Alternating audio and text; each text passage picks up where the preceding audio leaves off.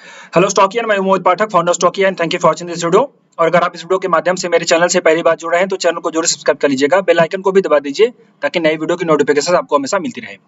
देखिए, मार्केट जो है बेसिकली अभी गिर रहा है काफी दिनों से और आप लोगों को ये पैनिक हो रहा होगा कि मार्केट कहाँ पे रुकेगा। और जो मीडिया है इसमें काफी आप लोगों को कंफ्यूज करने का काम कर रही है। जैसा कि मैंने आपके लिए वीडियो बनाया था यहाँ पे वाई मार्केट क्रैश 5 दिन पहले, तो ये वीडियो आप एक बार जरूर देख लेना। इसमें मैंने काफी क्लियर कट बता रखा है कि आपको करना क्या है। ओके। और अभी ये 2 दिन का गैप हो गया था, फिलहाल मैं अभी आज फिर से बना रहा हूँ। तो अंडरस्टैंड ये करिए कि आपको क्या करना है, प्लस जो हम pre market classes daily basis पे करते हैं निफ्टी बैंक निफ्टी के लिए, और आप सबको लेवल्स जो मैं देता हूँ काफी परफेक्ट लेवल काम करते हैं, ये आप सबको पता होगा। आप जो है बेसिकली मेरे टेलीग्राम चैनल को भी ज्वाइन करके रखें। इससे बेनिफिट ये होगा कि आपको जो भी अपडेट होगी वो मैं यहाँ पे शेयर कर देता हूँ, तो आपको वो बेनिफिट मिल जाएगा। इसके लिंक इसी वीडियो के कमेंट बॉक्स में है, डिस्क्रिप्शन बॉक्स में भी है, तो आप इसको जरूर ज्वाइन करके रखें।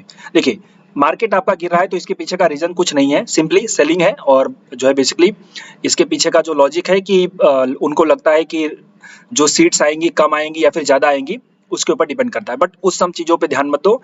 मार्केट आपका पॉजिटिव है, मतलब बेसिकली अभी शॉर्ट टर्म के लिए बेयरिश है। ओवरऑल आपका मार्केट पॉजिटिव है। आपको लेवल्स याद रखने होंगे और आपको ट्रेड करने पड़ेंगे। फिलहाल अभी 2 दिनों से मार्केट जो है थोड़ा सा आप लोगों को राहत दे रहा है। यहाँ पे कल के दिन में साइडवेज था ओवरऑल, और आज के दिन में थोड़ा सा डाउनफॉल होकर रिकवरी आई और आपका साइडवेज रहा। तो कंटिन्यू अगर हम 2 दिन से देखें तो मार्केट आपका साइडवेज है, और ये एक अच्छी बात होती है।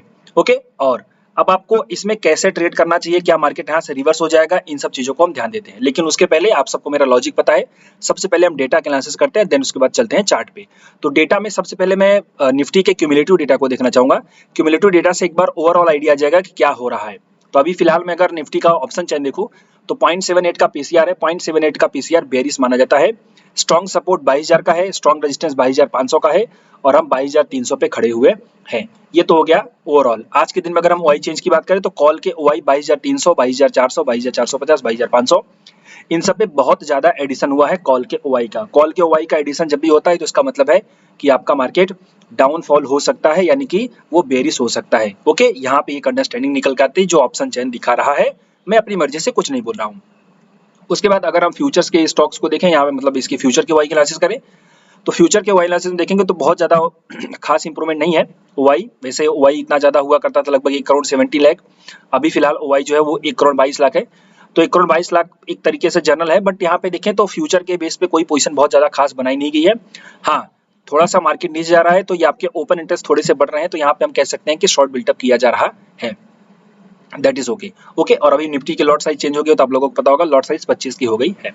तो जो फ्यूचर एंड ऑप्शन का जो ओवरऑल डेटा मैं देखने की अगर बात करूं क्यूमुलेटिव बेसिस पे, तो यहाँ पे जो मुझे दिखाई दे रहा है वो दिखाई दे रहा है थोड़ा सा बेरिशनेस। अब अगर हम इसके टोटल डिलीवरीज की बात करें, भाई टोटल डिलीवरीज का स्टॉक में इंडेक्स में टोटल डिलीवरी क्या है, तो इंडेक्स में टोटल डिलीवरी भी अगर देखें तो लगभग फ्लैट है, बहुत ज्यादा इंप्रूवमेंट नहीं है। और हाँ, आप सब अगर नए हो, इस प्लेटफॉर्म के बारे में नहीं जानते या फिर मेरे चैनल से पहली बार जुड़े हो तो सब्सक्राइब जरूर कर लीजिएगा। और ये जो प्लेटफॉर्म है स्टॉक एज का प्लेटफॉर्म है, बहुत ही अच्छा प्लेटफॉर्म है और आप इसको जरूर यूज करिए।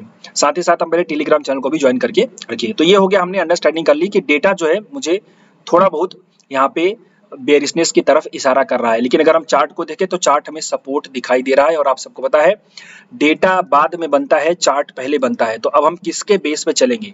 तो चूंकि हमें डेटा बेरिश दिखा रहा है, चार्ट में साइडवेज दिखा रहा है, तो यहाँ पे पैदा होता है सी फॉर कंफ्यूजन।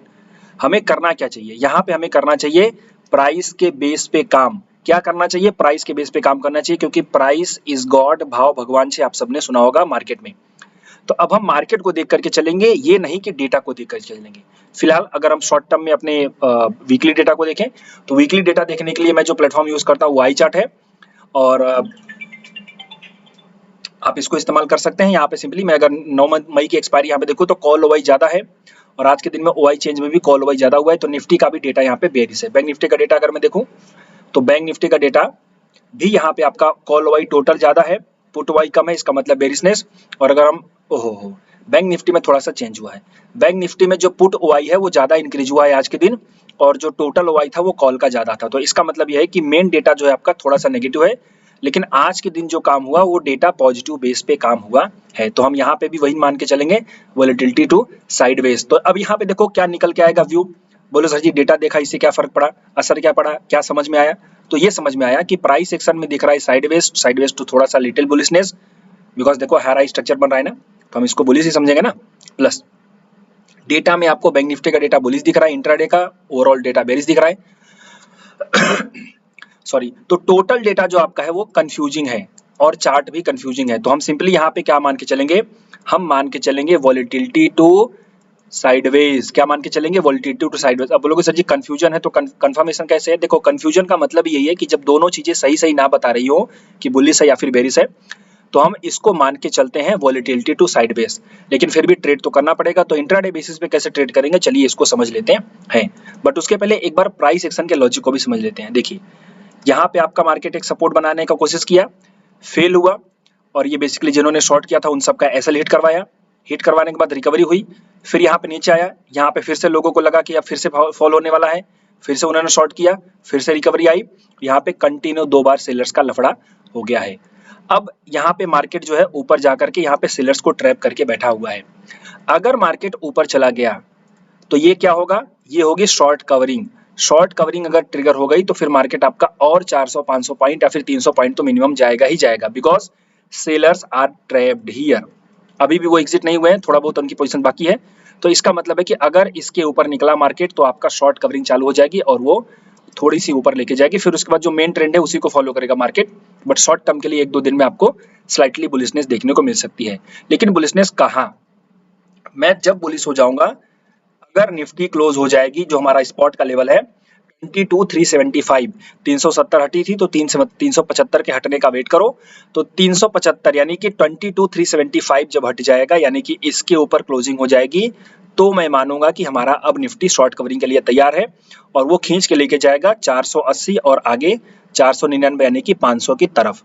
ओके, क्योंकि ऐसा कोई यहाँ पे कोई एज सच बैरियर नहीं है। तो ये तो एक लॉजिक हो गया कि अगर इसके ऊपर निकलेगा तो फिर भी हम ट्रेड कैसे करेंगे। तो देखो ट्रेड कैसे करेंगे, तो उसके पीछे का लॉजिक है कि जब तक इसके नीचे है 22,327, जब तक 327 है तो 330 मान लो, जब तक 330 के नीचे तब तक हम बेरिश ही रहेंगे, शॉर्ट टर्म में बेरिश। ओके, और नीचे बाय द डिप, ऊपर से बेरिश। इसके ऊपर निकलेगा तो फिर कुछ नहीं करना है, और इसके ऊपर निकलेगा तो हम बुलिश का ट्रेड करेंगे।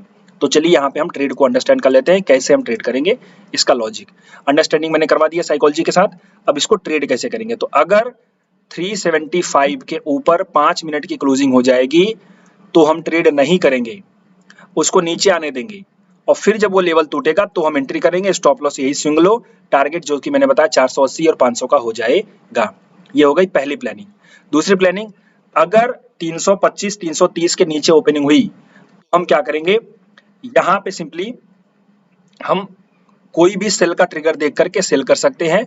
और अगर आपको नहीं समझ में आता तो आप बेसिकली इस लेवल के टूटने का वेट करना, तो जो कि है 245 अगर ब्रेक हो गया तो आप नहीं 245 रहने दो, एक्चुअली यहीं पे इसी एरिया में आपका मैं एक काम करता हूं, आपको 5 मिनट में थोड़ा स्पेशल लेवल दे देता हूं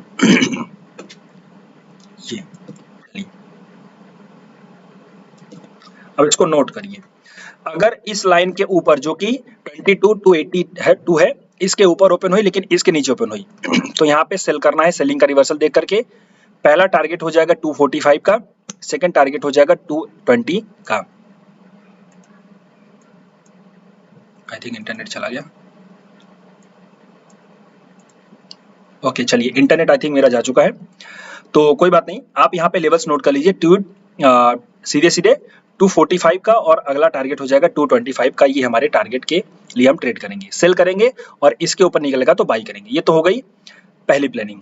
ओके, अब दूसरी प्लानिंग क्या है, दूसरी प्लानिंग जो है आपकी, अगर मार्केट आपका इसके नीचे ओपन हुआ तो इसके नीचे ओपन हुआ तो हम यहाँ पे बाई द डिप का प्लान करेंगे, क्योंकि कहीं ना कहीं बाइंग आ जाएगी। तो हमारा जो बाइंग का एरिया होगा वो है, यहाँ पे हम देख सकते हैं सिंपली 210 से लेकर के 187 है तो 190, तो 210 से लेकर के 190, यहाँ पे कोई भी बाइंग का रिवर्सल मिलेगा 5 मिनट के कैंडल पे। बाइंग का रिवर्सल क्या होता है, जैसे ये देखो एक हैमर कैंडल बनी, फिर बुलिश एंगल्फिंग कैंडल बनी आपकी हल्की सी, ऐसी कोई कैंडल बनेगी तो आप वहाँ पे ट्रेड करोगे। स्टॉप लॉस उसी का लो रख सकते हो या फिर फाइनल आपका रहेगा 180 का ले लें, 190 का तक एंट्री रहेगी, 180 का आपका स्टॉप लॉस रहेगा। तो इसमें टारगेट आपका रहेगा सीधे सीधे 250 का एंड सेकंड टारगेट आपका हो जाएगा 300 का। वैसे 300 की उम्मीद मुझे नहीं दिखाई देती क्योंकि यहाँ से सेलिंग प्रेशर फिर आ जाएगा, बट कोई बात नहीं, आएगा तो आ जाएगा, ये बात आप नोट करके चल सकते हैं। अब यहाँ पे आपको एक चीज दिख रही होगी कि छोटे छोटे टारगेट स्टॉप लॉस में दे रहा हूँ। लॉजिक ऐसा है कि मार्केट ही आपका ऐसा पड़ा हुआ है। ओके, तो ये सब चीजें आप अंडरस्टैंड करके चलिए। और अगर समझ में ना आए तो आप बेसिकली टेलीग्राम चैनल पे यहाँ पे अपडेट देखते रहिए कि मैं अपडेट करूंगा क्या बाई करना है, क्या सेल करना है, एंट्री लेनी है नहीं लेनी है। और आप अगर मुझे चाहें तो डायरेक्टली भी कांटेक्ट कर सकते हैं, ये मैंने अपना नंबर दे रखा है। अब इसके बाद अगर हम बैंक निफ्टी की बात करें तो बैंक निफ्टी जो है हमारे पास स्पॉट के लेवल, अब बैंक निफ्टी हमने देखा कि थोड़ी सी बुलिशनेस दिख रही है डेटा में, लेकिन यहाँ पे चार्ट में अभी भी वही कायम है, बेरिशनेस अंधेरा कायम है।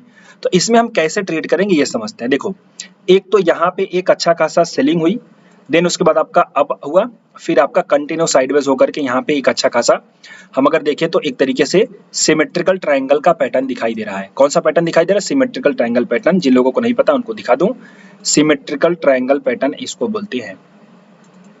सिमेट्रिकल ट्रायंगल पैटर्न जो होता है वो एक कंटिन्यूएशन चार्ट पैटर्न होता है। कंटिन्यूएशन चार्ट पैटर्न का मतलब है कि जो चीज कंटिन्यू है वही कंटिन्यू रहेगी। तो अभी फिलहाल कंटिन्यू क्या है? अभी सेलिंग कंटिन्यू है और यहाँ पे दिख रहा है आपको एक तरीके से ये पैटर्न। तो सेलिंग कंटिन्यू रहेगी। अगर इसके नीचे चला गया तो इसका मतलब है कि ये जो ट्रेंड लाइन है, अगर इसके नीचे बैंक निफ्टी चली गई तो पहले जाने देंगे, फिर ऊपर आएंगे और फिर वहां पे कोई एक सेलिंग रिवर्सल मिलेगा तो शॉर्ट करेंगे। अब इसको समझा दूं, जो लोग नए हैं उनको बता दूं, नहीं समझ में आएगा उनको कैसे ट्रेड करना होता है। देखिए, इसको इस तरह से ट्रेड करना होता है जैसे यहीं पे देख लो।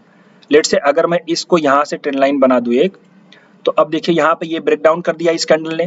ब्रेक डाउन करने के बाद ये देखो एक जो कैंडल बनी है इसमें ऊपर की तरफ विक जो है वो हाई है, ज्यादा है, तो इसको सेलिंग का रिवर्सल बोलते हैं। मतलब यहाँ पे सेलिंग हो रही है, तो बेसिकली ऊपर जाने के लिए सेलर्स आ रहे हैं, तो आप ये शॉर्ट कर सकते हो। यहाँ पे आपको नीचे 100-200 पॉइंट खाने को मिल जाएगा।